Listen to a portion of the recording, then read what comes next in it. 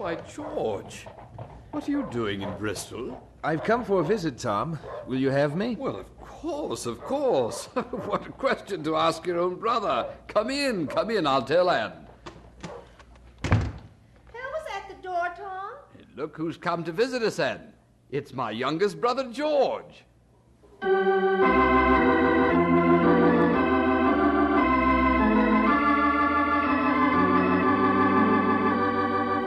We greet our friends everywhere with Chapter 2 of Apostle of Two Continents, the story of George Whitefield.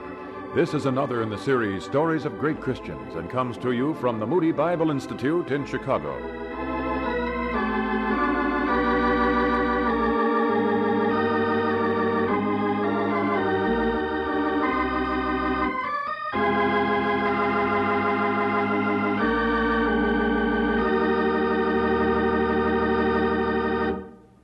So you see, I'm less than welcome back at the inn. It's hard to believe that Richard would let you go. For no reason at all, I mean.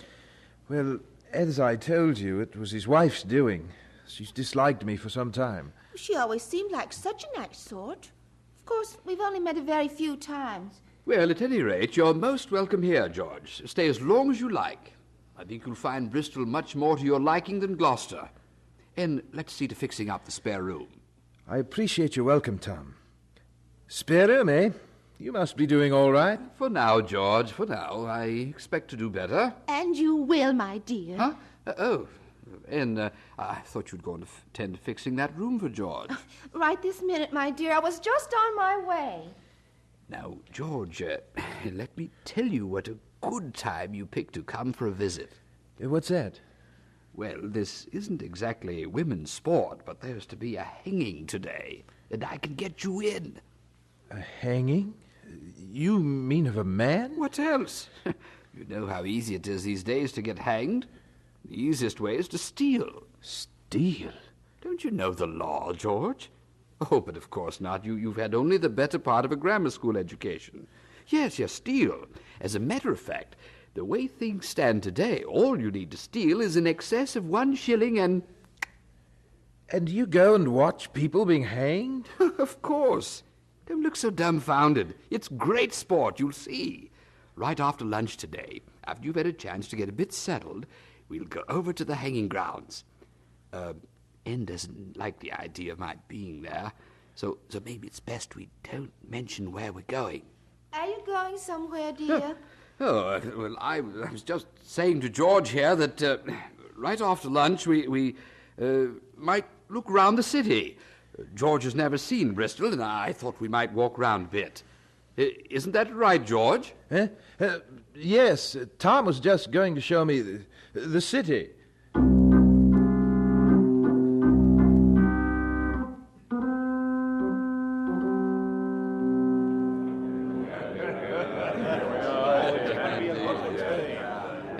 Here we are, George. Yeah, we ought to see very well from this spot. Are all these people here to see the hanging? Well, of course. You don't see him doing anything else, do you? Say, I was just thinking, if our brother Richard would start an attraction like this back at the Bell Inn, he'd never have to worry about business falling off again. What are they going to hang the man for? That's a good question, George, a good question. I'll ask someone. Pardon me, sir. Aye? I wonder if you could tell me what the poor dog is going to be hanged for? Him? He's a pocket picker, he is. Oh, is that so? That's right.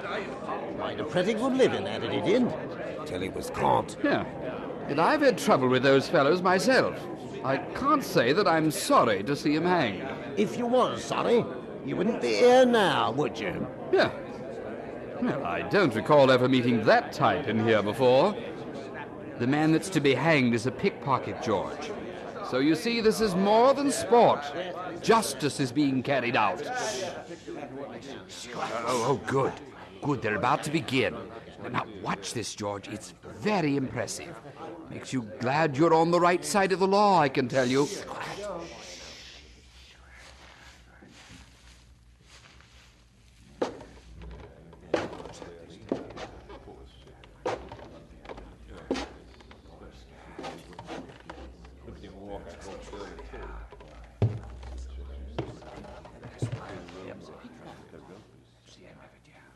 ever see anything like this before, George?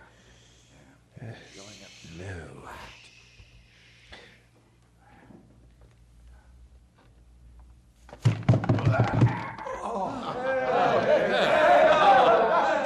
How was that, George?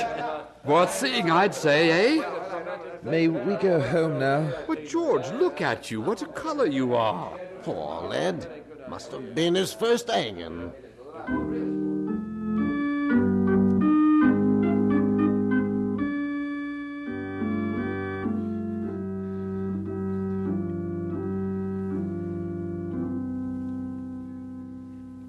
You're looking a good deal better, George. It must have been all those people stuffed in there like that. Must have been. I don't know how many times I've suggested they hold those things in a larger place, like over at Tyburn. Tyburn? That's right. Over there they have regular hanging shows. The whole family can take them in if they so desire. They usually pack a bit of a lunch and... Here now, easy, George. Maybe this whole thing has been a little too much for you. Here, I know.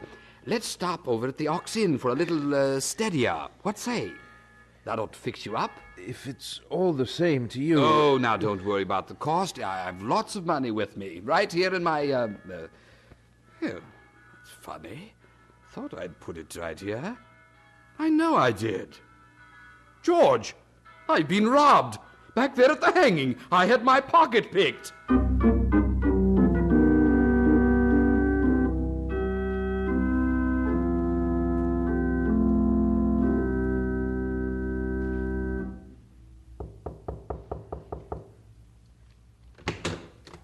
George, I saw your light still lit and thought you might like a little warmed milk.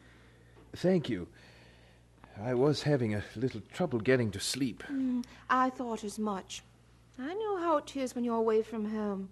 For the first time, isn't it, George?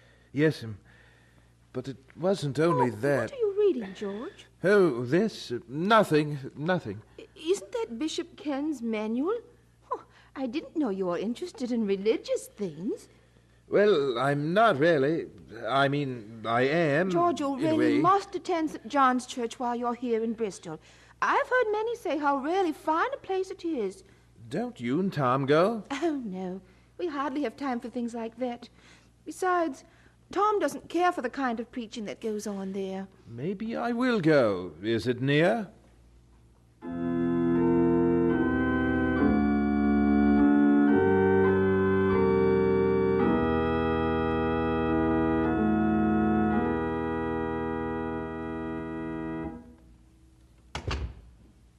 You, George? Yes, I'm back. Well, how did you like St. John's? Look at his face. He found it as bothersome as I used to. Didn't you, boy?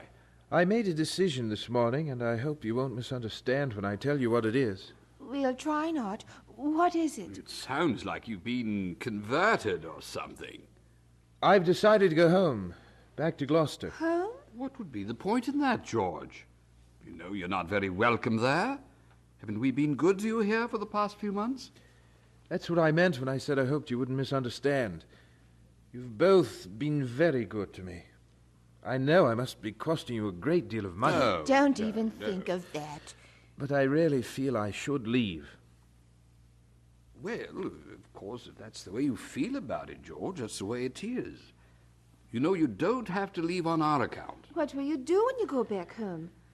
I don't know. It's hard to explain, but, well, some of the things I've been reading, and this morning at St. John's. I was right. He has been converted. It's not anything like that, Tom. It's just that, well, I just don't feel right. About what, George? About anything, I guess. Me, you. Now, what's the matter with us, I'd like to know? I don't mean any offense, Tom. I just feel strange. You're sure you're not sick or something? I don't think so. I just think that I'd better go home.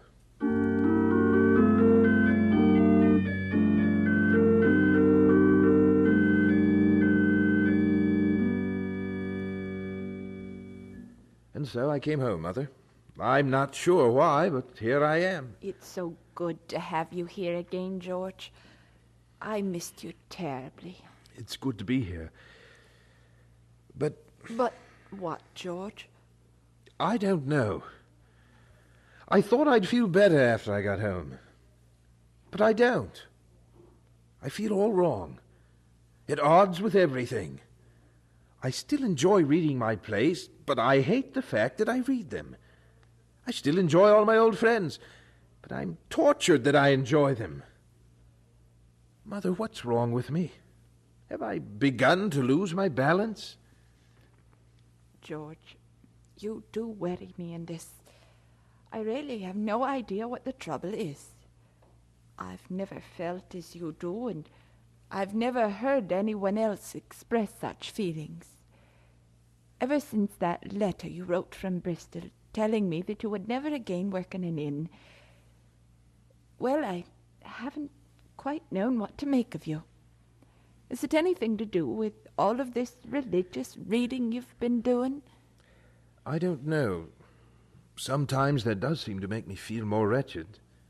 But those books are supposed to be good. Could anything that makes my son feel so upset be good? I wonder. Why don't you try not reading those things for a while? See if your mind is eased. You do worry me so, George.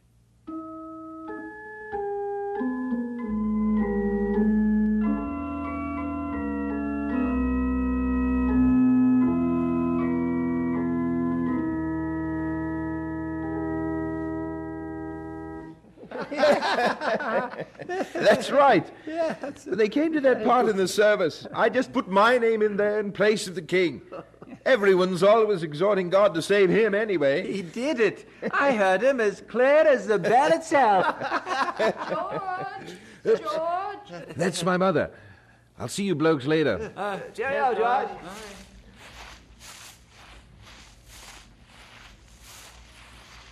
Wanted to see me, Mother? Come upstairs with me, George. There's someone here I want you to meet. It must be important, Mother. You look flushed. It is important. You shall see.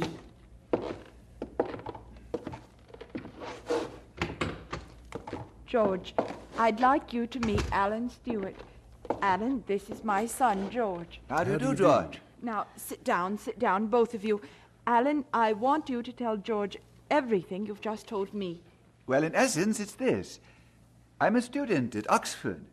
I'm from less wealthy stock even than you, but I'm what is termed a servitor. What? A servitor. That is, I earn my expenses by waiting on fellows and gentlemen commoners. Waiting? That's right. Serve them food, some cleaning of their gear, that sort of thing. Takes comparatively little time, and it makes Oxford a possibility to, well, even me. Oxford. And you meet all your expenses this way? The larger part of them. I knew you'd be interested, George. When Alan told me all this, I said, this is for my son. Oh, George, will you go to Oxford? Oxford? With all my heart. With all my heart.